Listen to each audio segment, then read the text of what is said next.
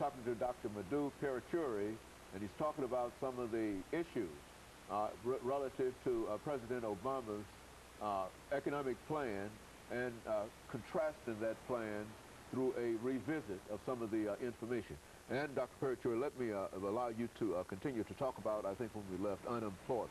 Yeah, unemployment rate, has still remained around 9.7%. During the Great Depression also, it is tough to crack that unemployment rate.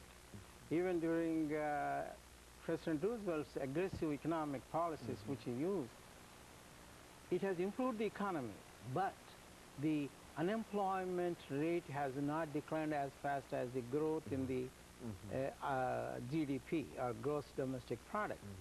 Now, it was over 20%.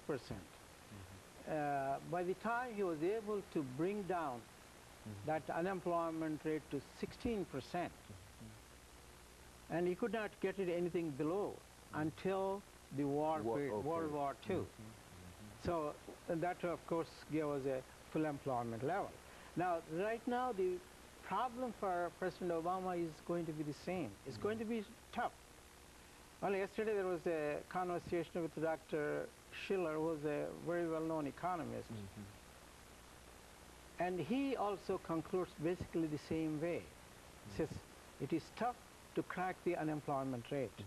It's going to be tough for President Obama to reduce the unemployment rate, and he was successful in bringing down from 10.3 to 9.7%. But don't be surprised if the unemployment rate does not go down too fast as the growth rate in the economy. So this is why he has been implementing so many plans to cut down this unemployment rate, starting off with the infrastructure that deals with the transportation, roads and streets and all that, and then also the national parks, clean up the national parks, provide the swimming pools and all those things which are provide other facilities which are lagging in most of these. Most of these in national parks are in a dilapidated condition. So he could put a lot of money and employ a lot more people. This includes a lot of construction jobs, enormous number. So here, that's the one thing he has done. The present plan, by the way, has added nearly 162,000 people into new jobs in March alone, just this last month. And we are hoping that it's going to be good, but again, the unemployment rate is not going to go down too fast because of the simple reason that it is tough to crack this unemployment rate. So the business, of course, one of the most important things, that includes small business. The Obama administration has provided a number of incentives to the small businesses to invest more so that the banks would be able to provide them loans so that they can employ a lot of us. Very good. And it's the small businesses which is the heart of our economy. They employ a lot more people. So here, the Obama administration has been pushing very hard to provide them help through the bank loans and also direct subsidy programs. If they hire someone who is unemployed for more than 27 weeks, if they hire, they will get some financial compensation as an incentive. So that is what they have been trying. And if you look at that number of people's comments, especially even the critics, they said they should give tremendous amount of credit to the Obama administration. With all these handicaps, he has been able to push the economy in the right direction. Now, then we talk about these problems. How is he going to get rid of these problems? Don't forget, President Obama has inherited 2 wars with scariest financial situation since the Great Depression. most scariest financial situation. It was his administration who has helped number of these banks to straighten out their books, make sure they meet the legal reserve requirements, and then make loans.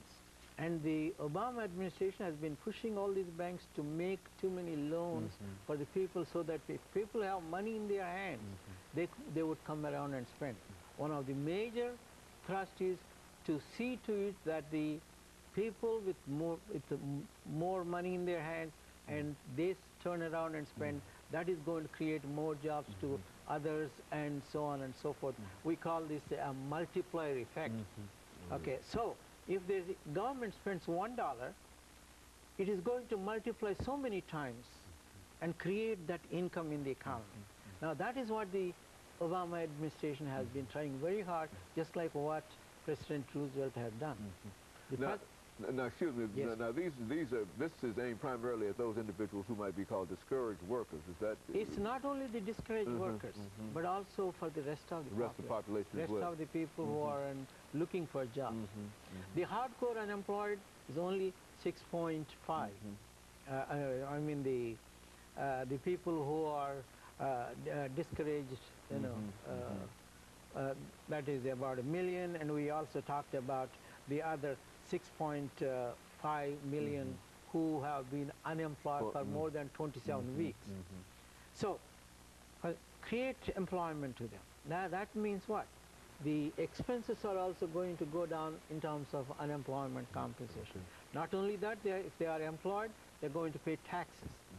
So the idea there is to cut down not only the deficit, the national debt, and at the same time create more jobs and more income, and it's going to multiply so many more times, so that more people are going to be employed and hopefully to reach that full employment level. That is what the objectives of the... So here the Obama administration has started a stimulus plan. The stimulus plan amounts to about $787 billion package. In addition to that, they have passed a piece of legislation with $940 billion for 10 years, the health care plan, to help improve the health conditions of the nation, especially the poor people.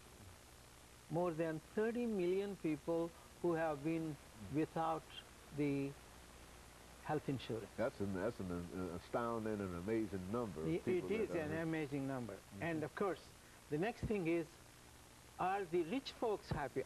Is the Wall Street people, are they happy? And they are more happy than anybody you can think of. Because if you look at the stock market, it has gone up more than 74% from its recessionary low in March 2009.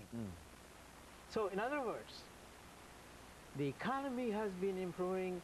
The prices of the stocks have gone up only because the potential for income earning capacity has been increasing.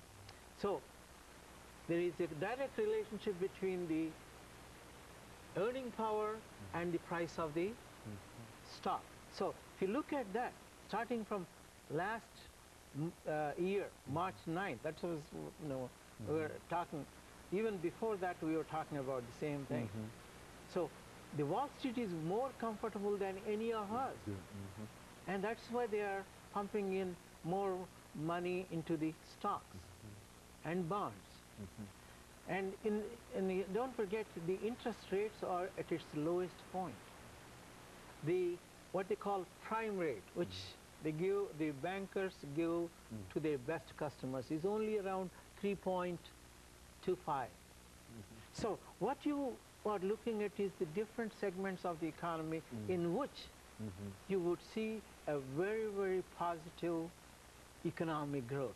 Okay, and of course, Dr. MParuchuri, we're getting ready for the last minute of the show. But would you say overall, and I think that what you said has simply indicated that there's been a tremendous upturn in reference to the economy, and by revisiting this, that we can find that there are a lot of positive things that come out of it that probably would not have been positive had not this plan been put into operation.